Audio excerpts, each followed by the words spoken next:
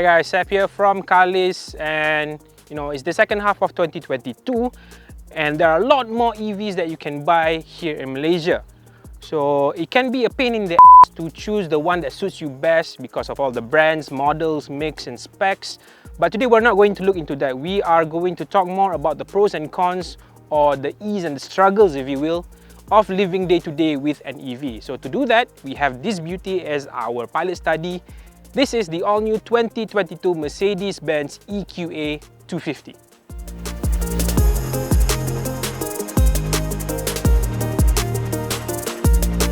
Alright, so we're just going to get the formalities out of the way first and explain to you what the EQA 250 is all about. Now, this is a fully EV, you can say it's a fully EV version of the GLA 250 because it shares a lot of similarities when it comes to the exterior design. Apart from this fully closed front grille to make it more aerodynamic, as well as the AMG line that you can see from the front and rear bumper, as well as the 19-inch aero wheels. Now, during the launch, it was a slight letdown for me because, looking at the global press photos when the EQA was first launched, I simply adored the 20-inch aero wheels finish in rose gold. I think it looked fantastic, but I think for Mercedes-Benz to bring the EQA with the AMG line and as well as the 19-inch wheels, it makes more sense to make it more comfortable to live day to day. So yeah, this is how the EQA looks like on the outside. Let's look at the inside.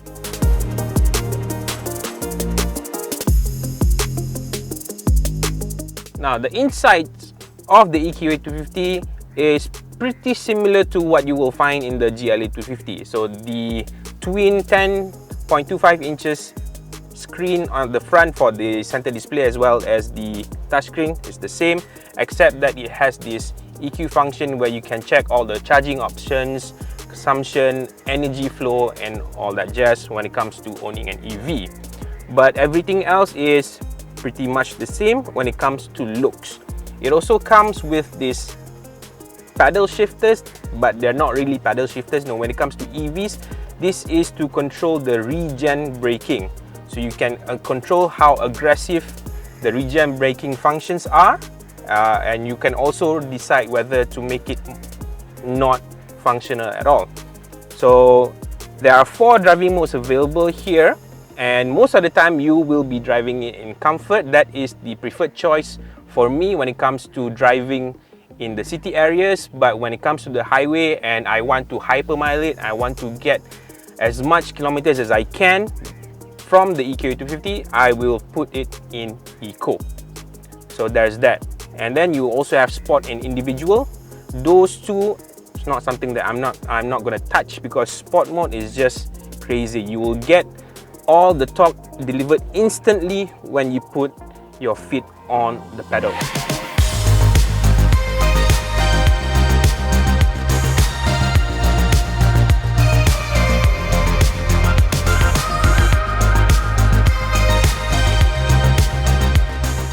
Alright, so this is the business end of things when it comes to the EQA 250.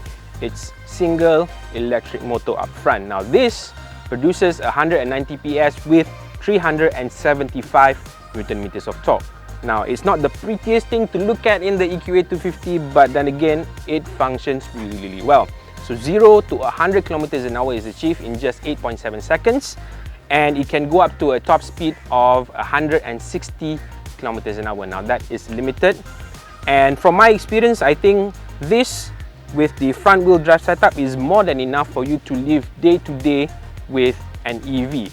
So performance wise, looking at the EQA 250, I think this is a great car, great engine, great chassis all around. But I'll talk to you about the pros and cons, the ease and the struggles of living day to day with an EV like this. But car wise, performance wise, I really enjoy driving the EQA 250.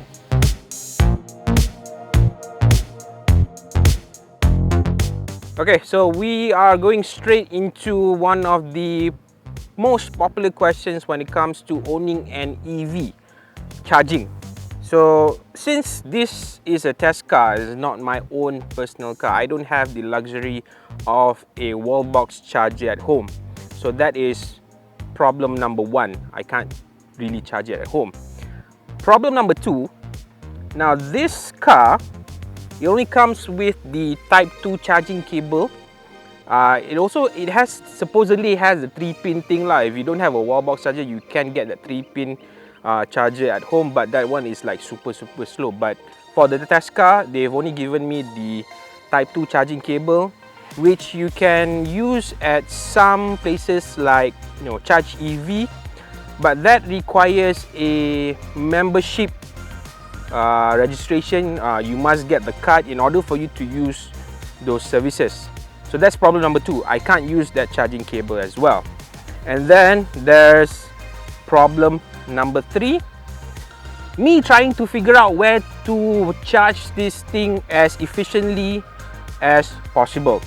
So that is probably the biggest concern when it comes to transitioning from an ICE to an EV. You know, figuring out where to charge your car.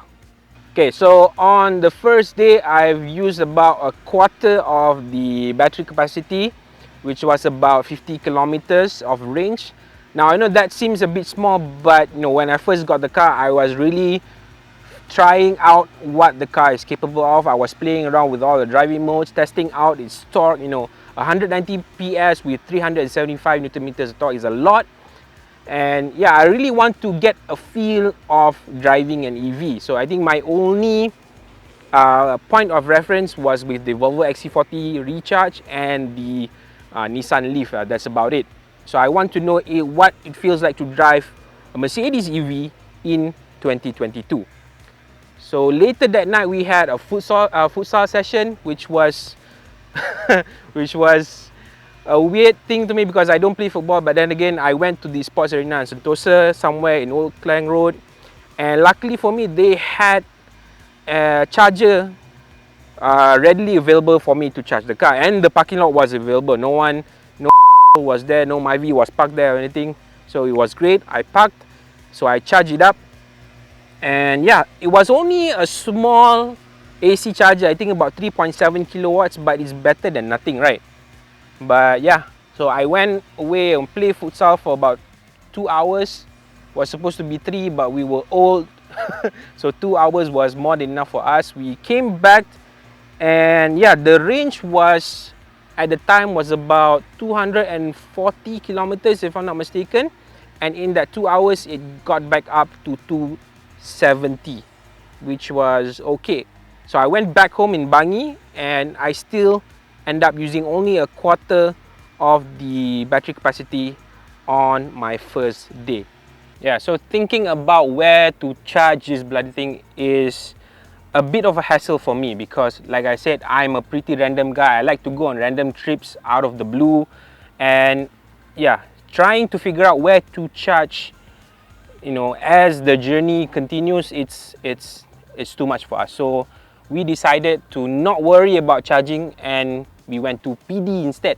Yeah, we live in Bangi, and decided that with the range that we have left in the EQA, we can comfortably go to PD, have a nice day out at the beach, and then come back with about 100 kilometers left in the range. So that was good.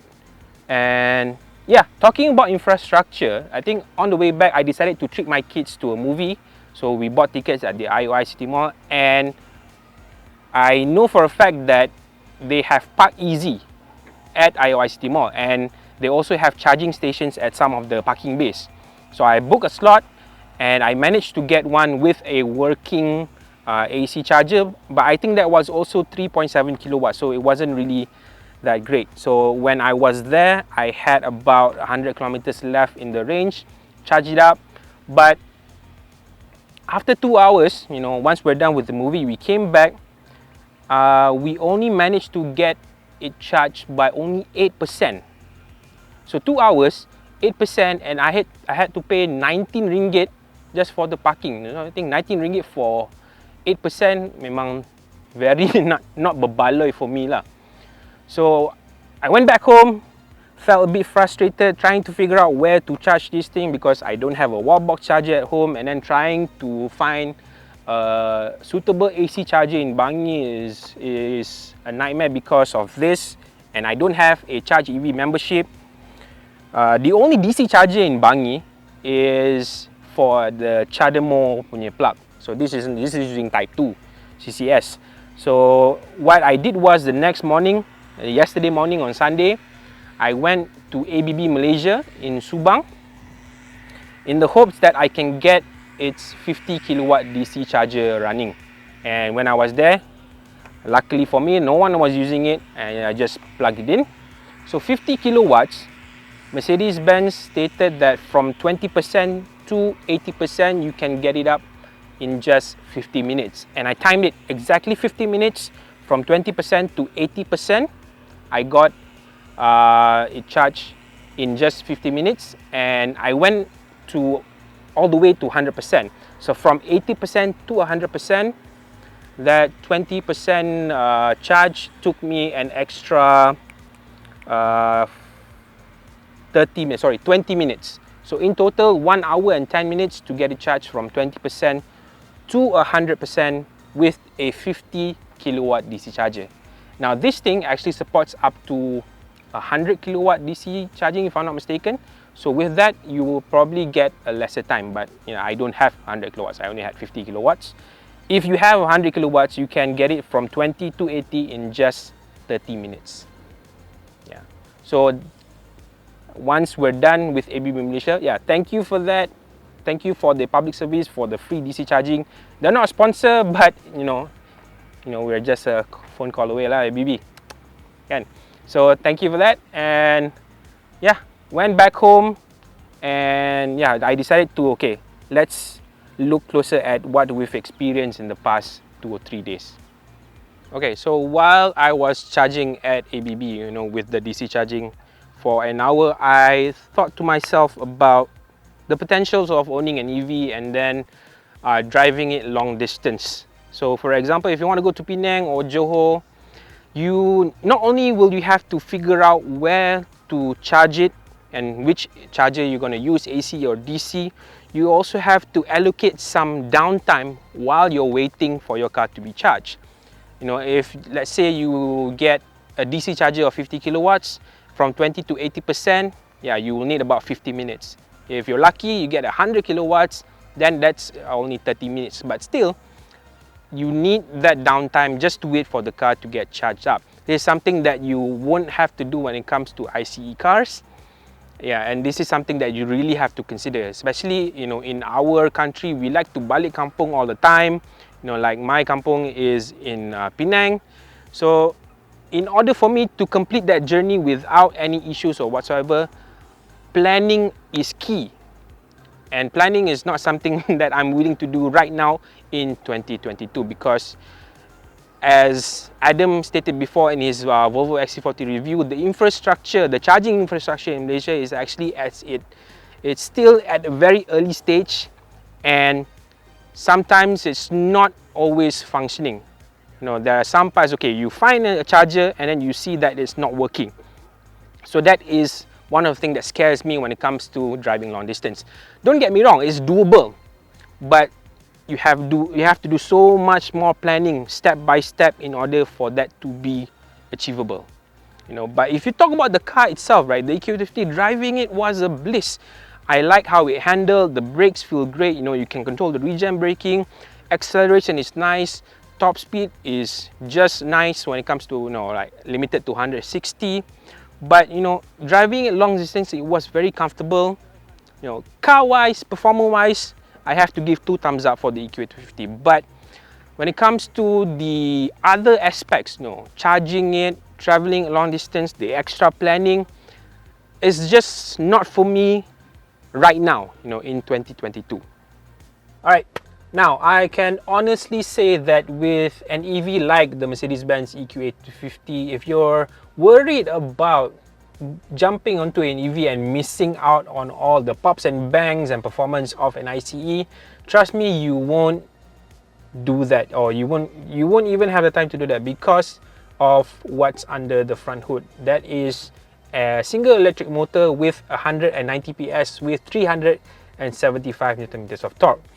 And since the torque is instantly delivered, you will get a 0 to 100 kilometers per hour in just 8.7 seconds. I'll demonstrate right now. And yeah, the car is already on, but it's so quiet. So let's go. 0 to 100. 0 to 100, 8.7 seconds. Top speed limited to 160 kilometers an hour. I think that's more than enough for you to drive, I think, any car for that matter. So with this kind of performance, you know, and yeah, this one has already been mentioned by other EV owners in the past, that driving an EV with this level of performance, with this instant torque delivery, performance-wise, you won't miss it when you convert from an ICE, for example. So, as I've stated before, as a car, the EQA 250 feels like a dream to drive. It's actually pretty comfortable. And when you're driving even on the highway, on highway speeds, even at top speed like 160, the cabin feel, like the NVH levels, are very, very comfortable. I took a trip out to Port Dickson on Saturday with my wife and kids. They had fun. They had fun sitting at the back, no issues whatsoever. But I have to say that for adults who are sitting at the back, you might feel a bit uncomfortable because the floors have been raised up a bit to make way for the battery. But for kids, it's all good. Now, handling wise, you know, you feel like, you know, driving an EV with a big battery such as the EQA 250, it might be a bit difficult to handle, but it's not really the case. I think that handling wise, the EQA 250 feels very good to handle. It's more on the comfort side of things, which I like. My family likes it as well. Yeah, there's always room for improvements, especially when it comes to the suspension settings and whatnot. But at the end of the day, the EQA 250 is a solid piece of EV, and yeah, if you're willing to pay around 287,000 ringgit, then you might be able to enjoy what the EQA 250 has to offer. Again, I can honestly say that the EQA 250 is a good EV choice to drive on a daily basis if you're going from your home to the office and back, you know, some stops in between, like picking up your kids from school, grocery shopping. This EV with this range and this performance, it's very good in my opinion. But you also have to be mindful on the throttle pedal. Like, it's you know, say the torque delivery is instant. So if you have a heavy right foot, then you're gonna feel its power being delivered quite quickly, and might not be as fun for the other occupants in the car. The other thing that you also have to get used to is the brakes. It feels like when you're pressing it, it's not kicking in just yet, but then it'll just kicks in the more you press it. So there's a way to negate this. Just adjust the regen braking settings to the optimum level. So my one is like 1-, and it helps with the braking performance so much, up to a point where I feel like it's like Volvo's one pedal function, but only that once you stop, you really need to apply the brakes. But slowing down, I think 1- for the regen braking is awesome. Performance wise, handling wise, EQA 250 is solid car.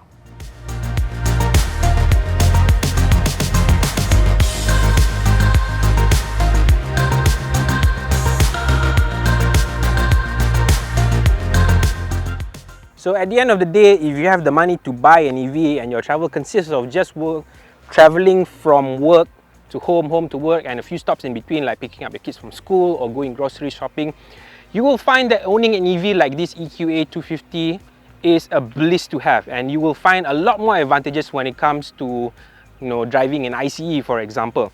My only advice is that get a wall box charger fitted into your home, so that, like the EQA 250, if you have the 11 kilowatt option, you can get it fully charged in just 6 hours. So make that a habit.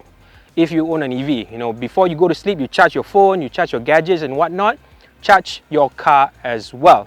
So I've done approximately about 400 kilometers with the EQA 250, and I feel that in 2022 an EV is not for me just yet. Right? Maybe in 2 to 5 years I might change my mind, but that is only if the charging infrastructure in Malaysia is more established and more reliable. So that's all from me. Thank you for watching. Ciao.